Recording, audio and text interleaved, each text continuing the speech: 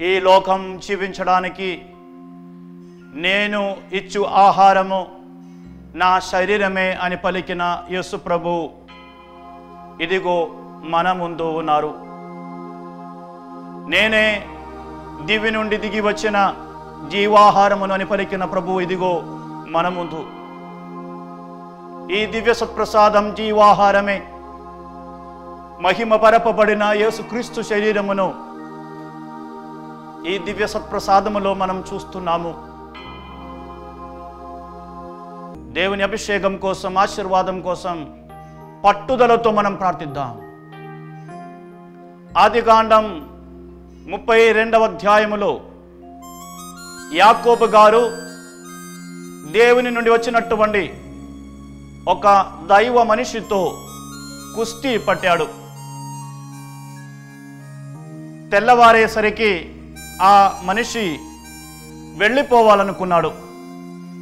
ఆయన చెప్పాడు, ఇదిగో తెల్లవారుచున్నది, నన్ను పోనిమ్ము. ఆదికాండం 32వ అధ్యాయం 26వ వచనములో యాకోబు గారు చెప్పారు, నన్ను దీవించిననే తప్ప నేను నిన్ను వెళ్ళనీయను. నన్ను దీవించిననే తప్ప నేను నిన్ను వెళ్ళనీయను. ఇటువంటి పట్టుదలతో ఈరోజు ఈ దివ్య సత్ప్రసాద ఆరాధనలో మనం పాల్గొందాం. ప్రభువా, నన్ను దీవించాలి. నన్ను దీవించిననే తప్ప నేను నిన్ను దాటిపోనివ్వను. నేను నిన్ను వెళ్ళిపోనివ్వను. నీ ఆశీర్వాదం నాకు కావాలి, విడుదల నాకు కావాలి, స్వస్థత నాకు కావాలి, అభిషేకం నాకు కావాలి. మీరు ఆశీర్వదించిననే తప్ప నేను నిన్ను వెళ్ళనివ్వను. ఈ పట్టుదలతో మనం ప్రార్థిద్దాం. దివ్య సత్ప్రసాదం ఒక గొప్ప అద్భుతం.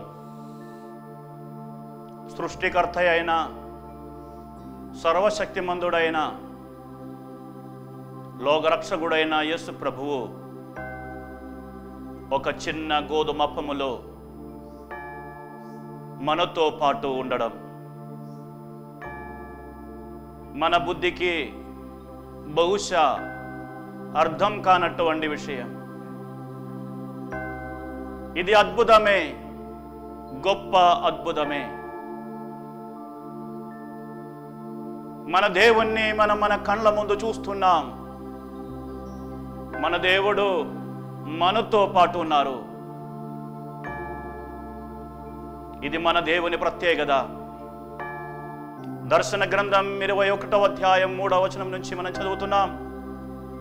సింహాసనము నుండి నేను ఒక గంభీర ధ్వని విన్నాను. ఇక నుండి దేవుడు మానవులతోనే నివసిస్తారు.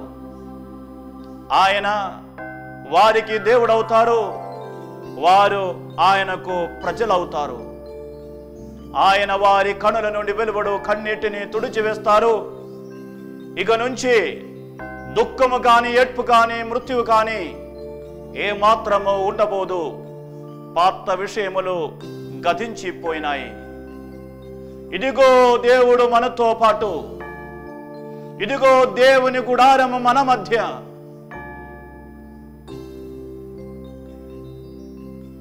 ఈ దివ్య సత్ప్రసాదములో యేసు ప్రభు సజీవంగా ఉన్నారు. ఇది జీవాహారమే, మనకు జీవమునిచ్చే ఆహారము. నా శరీరము నిజమైన ఆహారము, నా రక్తము నిజమైన పానీయము అని చెప్పిన యేసు ప్రభు శరీరమే ఈ దివ్య సత్ప్రసాదం. కొందరైనా అనుకోవచ్చు, ఈ చిన్న గోధుమప్పములో యేసు ప్రభు శరీరం ఉందని చెప్పడం ఎంత మాత్రం సమంజసము. ఇది యేసు ప్రభు శరీరమే. మహిమ పరపబడిన యేసుక్రీస్తు శరీరమే ఈ దివ్య సత్ప్రసాదం. ఇది క్రీస్తు శరీరానికి ప్రతీక కాదు. ఇది క్రీస్తు శరీరానికి గుర్తు కాదు. ఇది క్రీస్తు శరీరమే, మహిమ పరపబడిన క్రీస్తు శరీరము. యోహాను సువార్త 20వ అధ్యాయం వచనములు 19 నుండి యేసు ప్రభు తన శిష్యులకు 2 సార్లు దర్శనమిచ్చినట్లు పునీత యోహాను గారు వివరిస్తున్నారు. 2 సార్లు యేసు ప్రభువు మూసిన తలుపులు మూసినట్లుండగానే లోపలికి ప్రవేశించారు. శిష్యులందరూ యూదుల భయముచే తలుపులు మూసుకొని లోపల ఉన్నప్పుడు ఆ మూసిన తలుపులు మూసినట్లుండగానే యేసు ప్రభువు లోపలికి వచ్చారు. మూసిన తలుపుల్లో నుంచి యేసు ప్రభు శరీరం ఎలా లోపలికి ప్రవేశించింది? అది మహిమపరపబడిన యేసు శరీరము కాబట్టి మూసిన తలుపుల్లో నుంచి లోపలికి ప్రవేశించడం సాధ్యమే. అది ఒక దర్శనం కాదు, ఒక కళ కాదు. నిజంగా శిష్యులు యేసు ప్రభువును చూశారు. ఆయన గాయాలను చూశారు. ఆయన వారితో మాట్లాడారు.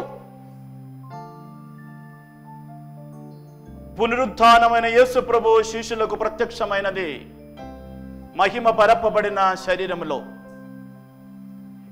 ఈరోజు మన ముందు ఈ దివ్య సత్ప్రసాదములో మనం చూసేది కూడా మహిమ పరపబడిన యేసు శరీరమే. మూసిన తలుపులు మూసినట్లుండగా యేసుక్రీస్తు శరీరం లోపలికి ప్రవేశించిందంటే ఈ చిన్న గోధుమ అప్పములో యేసు ప్రభు శరీరం ప్రవేశించగలుగుతుంది. మహిమ పరపబడిన యేసుక్రీస్తు శరీరము ఈ దివ్య సత్ప్రసాదములో ఉన్నది. ఈ దివ్య సత్ప్రసాదం క్రీస్తు శరీరమే, జీవాహారమే, మనకు జీవమునిచ్చే దివి నుండి దిగి వచ్చిన అప్పమే. పితరులు మన్నా భుజించారు కానీ వాళ్ళు మరణించారు. కానీ యేసు ప్రభు శరీరమును భుజించేవారు మరణమును చవి చూడరు. ఎందుకంటే ఆ దివ్య సత్ప్రసాదం ద్వారా వారు దేవుని యందు నివసిస్తారు, దేవుడు వారి యందు నివసిస్తారు. మనం దివ్య సత్ప్రసాదమును స్వీకరించేటప్పుడు జీవానికి ఊట అయినటువంటి దేవుని యందు మనం నివసిస్తున్నాం. జీవానికి ఊట అయినటువంటి దేవుని దైవత్వములో మనం పాలుపంచుకుంటున్నాము. ఈ విధముగా దేవునితో మనం ఏకమవుతున్నాము. మనం జీవిస్తాం, నిండు జీవం పొందుతాం. ఈరోజు ఈ జీవాహారమును మనకిచ్చినటువంటి గొప్ప దేవునికి స్తుతి స్తోత్రములు చెల్లించుకుందాం. ఈ జీవాహారమును స్వీకరించి జీవమును పొందుదాం.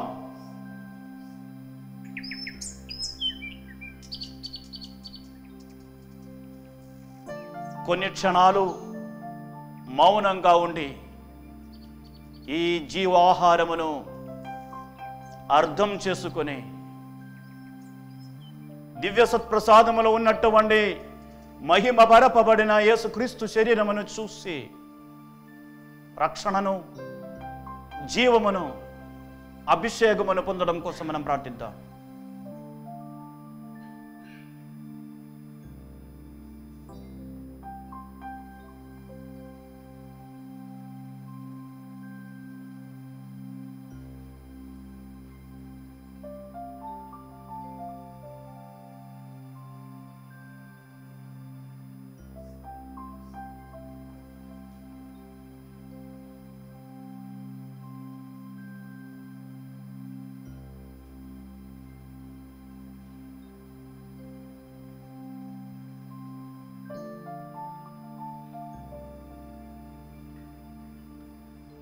ఈరోజు మనం కూడా ఆ పవిత్రాత్మ అభిషేకం కోసం ప్రార్థిద్దాం. పవిత్రాత్మ అభిషేకమును పొందే వరకు, పైనుండి శక్తిని పొందే వరకు ప్రభు సన్నిధిలోనే మనం ఉండిపోదాం. ఆయన శక్తిని మనం పొందాలి. పైనుంచి శక్తి దిగి రావాలి. ఉన్నతము నుండి కృపావరాలు దిగి రావాలి. ఆత్మీయ వర్షం ఇక్కడ కురిపింపబడాలి. అభిషేకం కోసం మనమందరం కలిసి ప్రార్థిద్దాం. పవిత్రాత్మ అభిషేకమును పొందిన తరువాత మీరు శక్తిని పొందుతారని యేసు ప్రభు చెప్పారు. మన జీవితానికి అవసరమైన ఆధ్యాత్మిక శక్తిని ఇచ్చే గొప్ప పవిత్రాత్మ అభిషేకం ఈరోజు మనం పొందాలి. మీరు పవిత్రాత్మను పొందిన తరువాత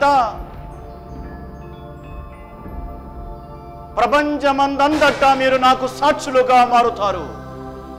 మీరు గొప్ప శక్తిని పొందుతారు. రానున్న రోజుల్లో క్రీస్తునకు సాక్ష్యం ఇచ్చి జీవించడానికి కావలసిన శక్తిని ఈరోజు మనం పొందాలి.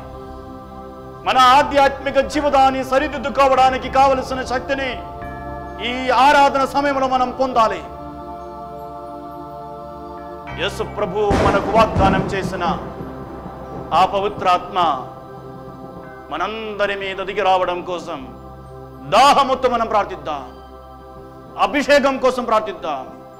యాకోబు ప్రార్థించినట్లు ప్రార్థిద్దాం. నీవు నన్ను అభిషేకించిననే తప్ప నేను నిన్ను వెళ్ళనివ్వను.